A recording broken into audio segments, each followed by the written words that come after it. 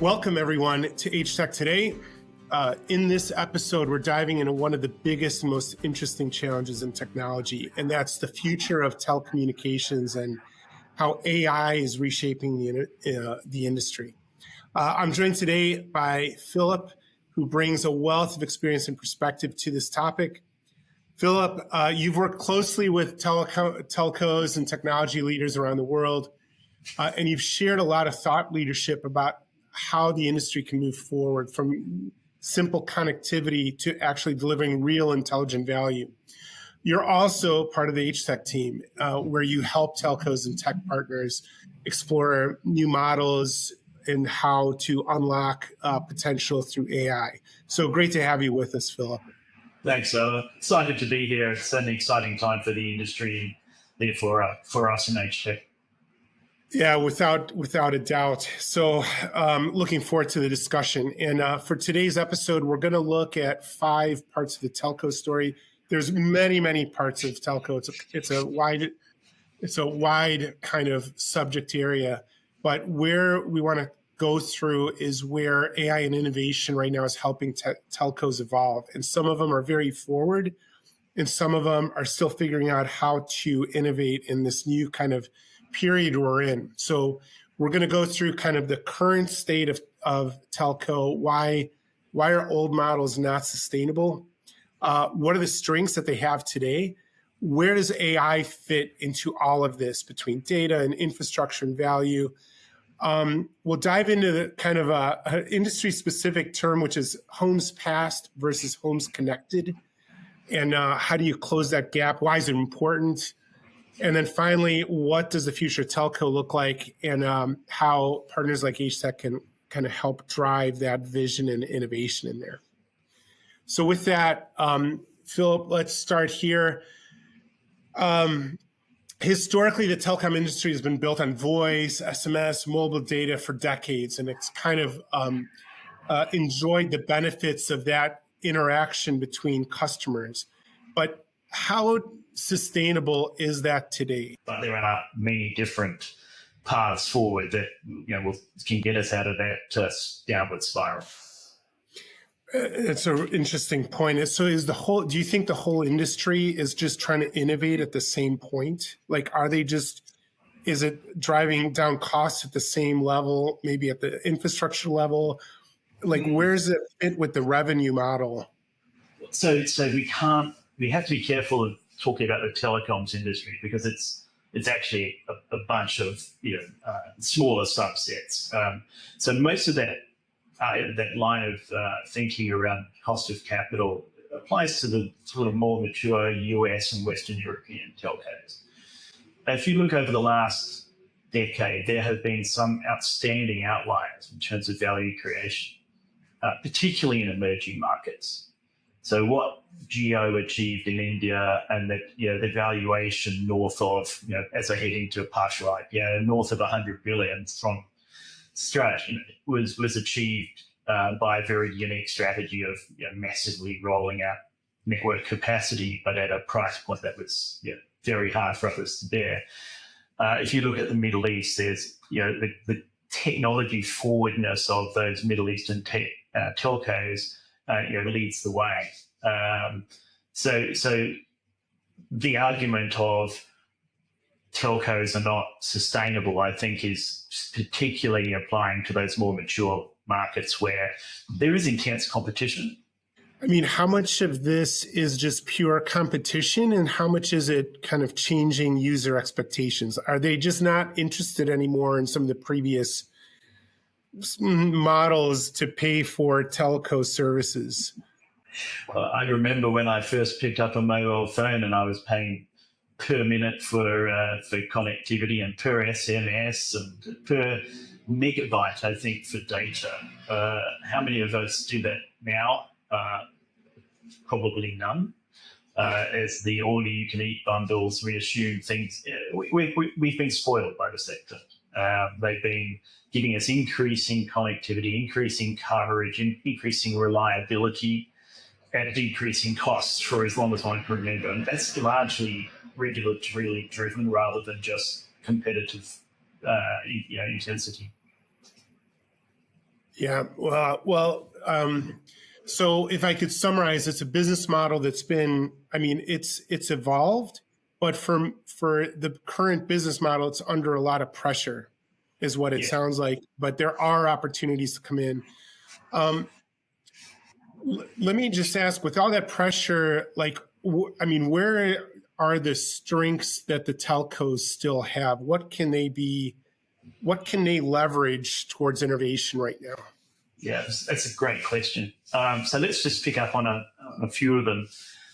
First of all, that connectivity gives them the point of contact into millions of households and enterprises globally, billions. You Yeah. know, so that's a privileged position. You know, you have an audience. Secondly, telcos uh, have a trust position that is, quite unique as suppliers. You trust a telco with your identity. You trust them to represent you to the rest of the world through your identity. So that's also a very strong position. There's a wealth of data that is thrown up by your use of the network. That is also an asset for telcos to harness and drive forward. And I'm not talking about monetizing personal data. I'm talking about just being able to provide better product and service on the fly to us as we head into new states of consumption. And when we start talking about AI, we'll also talk about the evolution of a telco consumer being a person like you and me to us and our agents that we let loose on the world, right, to achieve our objectives. So there are going to be multiple new avenues, I guess, for telcos to build that strong bond with their end consumer. I definitely want to come back to the agents, the role of generative agents inside all of this. But before that, does it mean that switching costs are high, and then you kind of have a little bit of a playground when you think about how to innovate in the space? In most markets, again through regulation, switching costs at an individual consumer level are quite low, right? Because it's mandated that I can move networks, keep my ID, my number, and move networks quite easily. And indeed, we're seeing a rise of multi-supplier households. So, I may have a contract for my business on with one supplier and a completely different contract for consumer stuff with another. Okay, well, then it comes back to, at least they have the audience that they have right now, so they can leverage that. They can leverage kind of the trust that they have at the moment at whatever, at the audience level they have that, and then this evolution that's going to occur. So, I mean, let's talk about how that moves into something that's in kind of more business value on these. So everyone's talking about AI. Where's AI sit within telco? What's that between, there's talk of edge AI and looking at stuff, not just at the consumer, but at the platform and at network level. Where does that sit today? How does that sit between costs, value created? Big question, but it's yeah. So I think you've got the buckets right there, Saba. We need to think of AI for telcos in multiple ways. There's AI that the telco will use to internally massively reduce their operating costs, right? To drive efficiency, to drive autonomous or head towards autonomous self-healing networks with very, very few human in the loop, to drive out the cost of administrative and compliance and everything else. So there's a range of AI uses inside the telco to drive down that cost base, and that will directly impact return on investment, right? There are a range of other AI use cases for telcos that directly relate to their ability to add value to their core network as a service to their customers. right? And that's where it gets really interesting because they're still being dreamed up. Yeah, it wasn't so long ago that a telco product was simply a calling plan or a data pack. And now we're starting to think in terms of, as an example, protection from scam as a service, using AI to actually increase the security and safety of subscribers, of customers. That wasn't a thing, a decade ago. Do you think that is something people are expecting? Would they be pleasantly surprised, or are they more kind of saying, you better protect us? Yeah, is it a necessity or is it a differentiator? Yeah, so is it table stakes? It's an interesting one. I suspect that if the industry isn't on the front foot, and we're seeing numerous initiatives which are cross industry, so telcos and banks and hyperscalers collaborating to address this problem. It's a growing problem. It's a problem that's in the hundreds of billions per country per annum. So it's not a little one.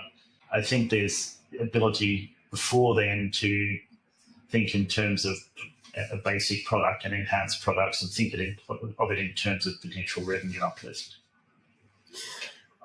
When you think of, what percentage do you anticipate AI impacting between consumer, like you were saying, and if you had to split it up between consumer and kind of the edge AI that happens in like factories and hospitals and transportation systems, like where's the bet? Where's the bigger bets these days? Look, I would be guessing. But let's say what most telcos are putting their bets on. It is more on the adding value to their enterprise clients, and increasingly trying to add that same amount of value to smaller businesses which have been traditionally underserved, if you like. And on the consumer side, it's been more in terms of reducing the cost of provision of services. Right? That may well change. But right now, it's a focus more on providing that enhanced functionality to those who are trying to drive out new business models and new manufacturing processes, new ways of getting around in vehicles, etc. Do you think the smart cities is something practical, like tangible? Like how much is that something that the telcos are looking at? And is it really something beyond what would either be split between consumer and edge AI kind of stuff? What role do they play in the smart city side? Yeah, so I think smart cities are a thing. Right? But the question of who drives that innovation, how do smart cities evolve? Is it going to be by centralized design, or is it going to be by lots of innovation in multiple places where it makes economic sense? My suggestion is more likely to be the latter, where people see an opportunity to make money. Yeah, really interesting. So maybe between the smart cities discussion, that kind of, there's one of the biggest practical challenges telcos face is this homes passed versus homes connected gap. And that might play into the smart city. But first, can you just explain what's that challenge? Why is that important to the telco industry? And then how does that play into what kind of values created and where's the opportunities? Okay, so helicoptering out of it, with each successive wave of enhanced connectivity, there is investment required. So moving from copper to fiber on fixed line, moving from 3G to 4G to 5G to 6G and beyond in mobile, moving to higher bandwidth satellite. There's massive amounts of capital required. Capital allocation in competitive markets is really smooth. So typically you have multiple players racing to build out, to get a first mover advantage, to have the greatest coverage. It tends to lead to gluts of connectivity before uses for that connectivity have really been defined. I think we're still finding our way around 5G use cases well after the multiple hundreds of billions have been spent. So we have situation in most advanced countries in the urban areas where there's overbuilt. So I'm talking about major urban conurbations in the US, North America, shall we say, Western Europe. In many other countries, there's still significant underbuilt, and there's massive opportunity there to get good returns, but also to achieve societal agendas of connectivity. Speaking particularly of Africa, where it's a big thing. So in these more mature markets, you can have in a given household multiple opportunities for connectivity. And where I'm sitting now, I can have fiber optic, I can have fixed wireless, I can have mobile, I can have satellite, all of which provide great connectivity. So there is a fight there, and that's where it gets to the sort of the crux of it. What can any given supplier do to increase the attractiveness of getting people to move, getting people to adopt their service? And I suspect it's going to go rapidly beyond, quite quickly beyond just faster connectivity or just cheaper prices. Right? The compelling arguments for getting a new supplier, again, driven by AI, there are far more interesting things that can be provided that would compel somebody to change and then potentially to stay longer. Yeah, it's quite, it sounds like, the segmentations get more sophisticated? The ability for are there abilities to give, where does data play into it? It sounds like data becomes even more essential to kind of figure out where to look at the return on the investment. And then how do you look at, is there new revenue streams? It's a constant question. So how does that work with kind of domain knowledge versus AI kind of knowledge in this to kind of get to help figure out that decision and that investment decision? So in most network planning, design and planning exercises at the moment, those factors of different demographics, what sort of customers are you passing, factor quite heavily into decisions around network rollout. It's not, historically you might have said, let's just go down and we've got the work crews in the area, let's just go down these streets and then the next street and then the next street. That tends to treat everybody as equal and not capture the higher value households or businesses first. I think everybody's gone past that, so they're already designing it in. Where you could consider that becoming even more finessed is applying your AI agents to understand patterns of behavior, understand micro movements, understand which factors have a more weighted impact on ARPU or revenues coming in, and then use that to fine-tune your planning for network adoption. That's on the where do we build, but then there's the use of AI to actually say, I'm going to create a bundle of services that are potentially more valuable for the homes that have been passed, and use those to pull in new subscribers. What would it cost for a telco now to provide everyone with their own personalized, hyperfluid receptionist or answering service, or stuff that could only be done by human beings in the past, if you were fortunate enough to have a full-time secretary? But what would it cost the telco to provide that for everybody, so that if I'm getting calls coming in, first of all, I can identify who it is. I might want to talk to the delivery driver, even if the number's not known, right? So let my service engage with the delivery driver to say, I'm at the end of the driveway, I need to be let in while I'm doing something else, right? I certainly don't want to engage with a lot of people who are trying to pitch something to me that I'm not in the market for. So they can be doing that. If it's something that is absolutely urgent, one of my kids or partner with an urgent problem, I want to be interrupted. So that's just a very simple case of what telcos can now offer on top of basic connectivity. I think it's a really interesting point because, in one sense, the telcos have this connection to their existing customer base to offer these services. I'd like to maybe draw a connection between, you look at the current generative AI kind of foundation model leaders like OpenAI, Anthropic, and the like.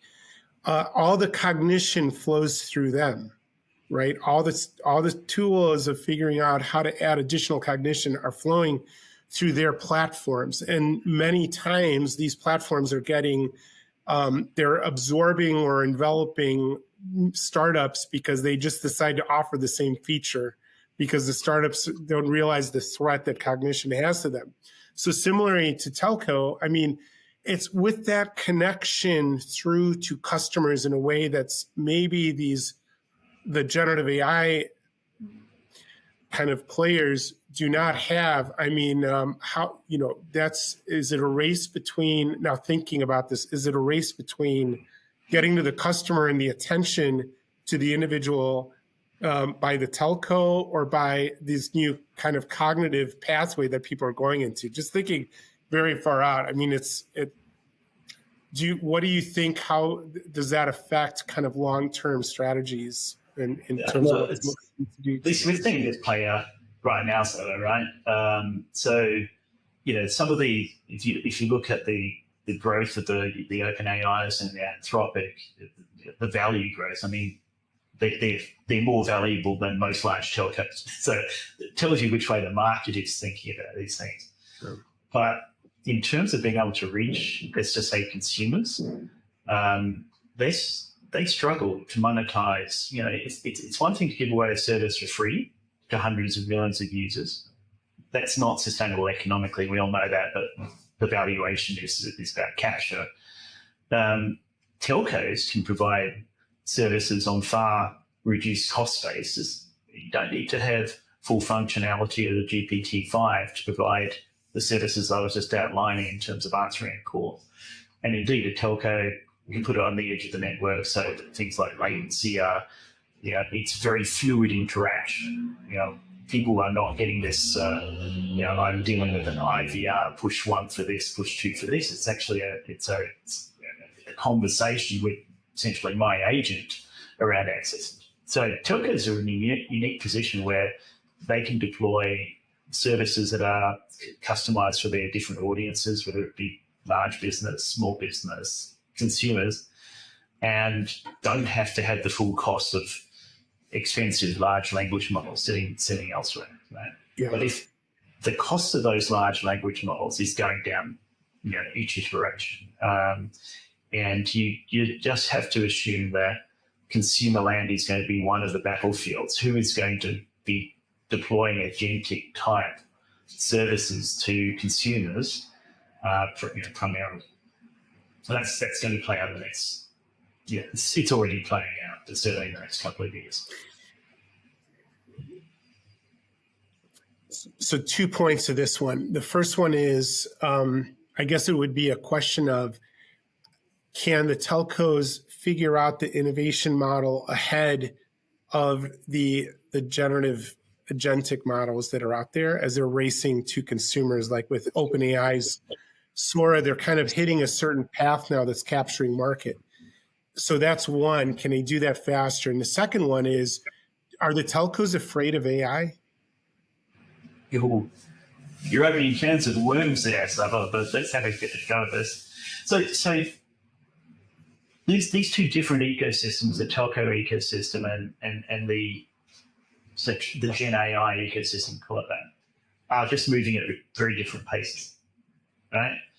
A telco is thinks in terms of multi-year investments and programmatic rollout, and doesn't really make decisions very fast, put it that way. Gen AI is, fast twitch muscle.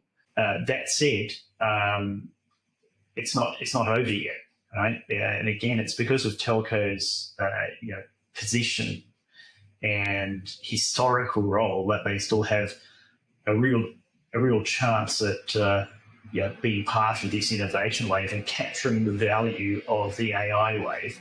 And I'm one of the our chief AI officer in HTEC. The scale of value creation here, even if one assumes that there is some asset valuation bubbles and really wild valuation going on, the long-term impact of this wave, it will be absolutely the biggest change that most of us will live through in our lives. And we're talking about hundreds of trillions of value movement through AI. So there's the opportunity to gain or lose large amounts of that in the coming few years.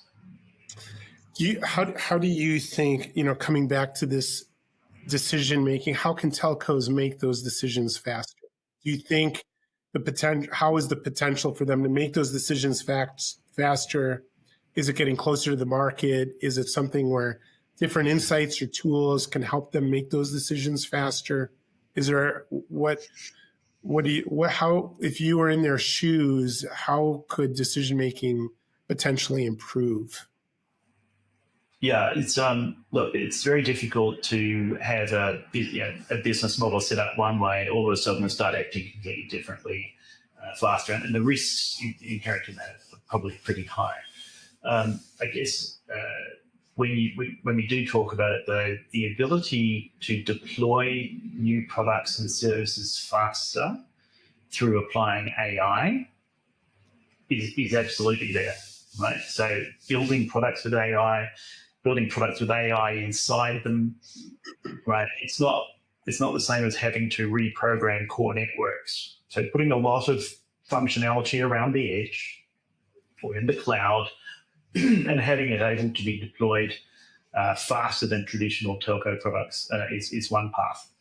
I won't comment on governance and the likes, because I think that's a far more nuanced area in terms of how do you get a telco to think of itself as an AI first or AI centric telco, as opposed to a traditionally regulated connectivity centric telco. I think that's a massive change that will take a number of years to play out, and you're seeing it. You're seeing it across multiple companies already. It attempts to adapt to speeding up innovation on the edge.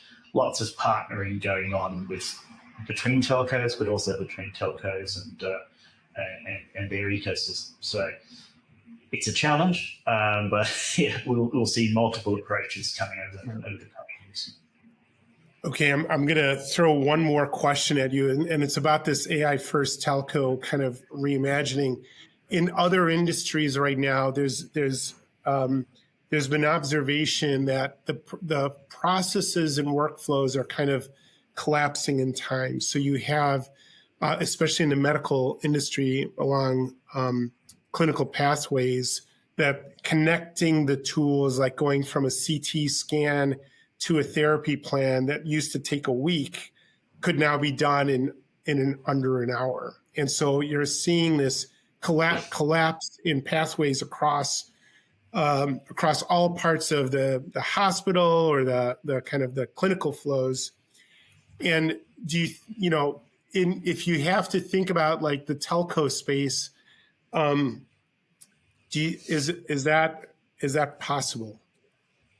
Absolutely. Or does it shift to the services side? Like in what way, if it's possible? So that's like the $1 billion or multi-billion dollar question. Yeah. So in any industry, processes that are currently complex, as in moving across organizational domains, across technical stacks and the likes, are wide open to compression through deployment of agentic frameworks. And so, at your point, the weeks can turn into hours. And we're seeing that in telco, the classic CPQ configuration, pricing, and quotation can be compressed dramatically through lightweight agentic frameworks. And that's very attractive to telcos because it significantly reduces the costs of doing that, but also the responsiveness to market. If somebody calls you up, if a small business calls you up for I'm interested in connecting my business, and you can get back to them in minutes rather than days, what are your chances of getting the customer? Right? It's the same thing. So absolutely, that sort of process compression will apply across most industries, and telco being one of them. The other major interest area for telcos is the degree of technical complexity and the requirement for telco-grade reliability. Running these increasingly complex networks is challenging. So the use of advanced AI, network management, self-management, anticipating problems is being embraced by most telcos worldwide. And so adding the AI intelligence layer to the running of the network is to often work hand in hand with the human in the loop, but to give them far better information, far greater awareness of what's happening inside these complex networks. And we're going to need to embrace that even further as we put more intelligence into the networks. Yeah, I imagine. Okay, I'm going to do one more question before the Fast Five. And so the question is there a role for digital twins in that situation? In that situation, yes. Look, most telcos have some form of digital twin development. And that's, the logic's pretty obvious. It allows you to model out new service deployment before it happens to see, are we going to break anything? It allows us to capture a lot more information about what's going on inside the network at any point in time. It allows us to do better planning, better maintenance, all the rest. So digital twin is one of those ones in a network environment, whether it be telco or other networks, that just, the idea is very, very strong. Well, now we're at the HTEC Fast Five. We're going to end with something a little lighter. So quick questions and quick answers. Ready to go? Ready to play. Okay. So what's the one piece of tech that you can't live without beside your phone? One piece of tech I can't live without beside my phone would be my sound system. Okay. Do you remember, second question, do you remember the first mobile phone you ever owned? Yes, I do, because I was working for a telco at that point, and it was one of the very first GSM devices to come out. It was by a Finnish company that historically used to make rubber tires and then TVs and then mobile phones. What's one way AI has already made your life easier? So I use AI every day. I use it with my 9-year-old as an exploration mechanism. So actually engaging with whether it be Perplexity or Claude or ChatGPT around subjects of interest. So instead of going in and doing web searches and having to go through lots of pages, my son and I actually interact with an agent or with a GPT just to discuss something. A lot of the time it's Premier League football, which is not my first choice, who plays which positions, what tactics are best and all the rest, but you have to go with where an IMO wants to take on that. Of course. Okay, final one. If you had to delete every app but one, which one would you keep? Right. I would actually keep my AI app because I can actually achieve a lot of all the other stuff with that one AI app. I'm sure that I'm forward. I'm sure the AI foundational models are very happy to hear that. With that, I just want a quick challenge for listeners to think about some stuff and thoughts, which is, okay, telcos have reach, trust, and data. How should they use it? You could share your ideas for how they can create more value for you as a consumer. And if your network could be smarter thanks to AI, what's the one thing you'd want it to do? We'd love to hear your thoughts. Share them in the comments or tag us online.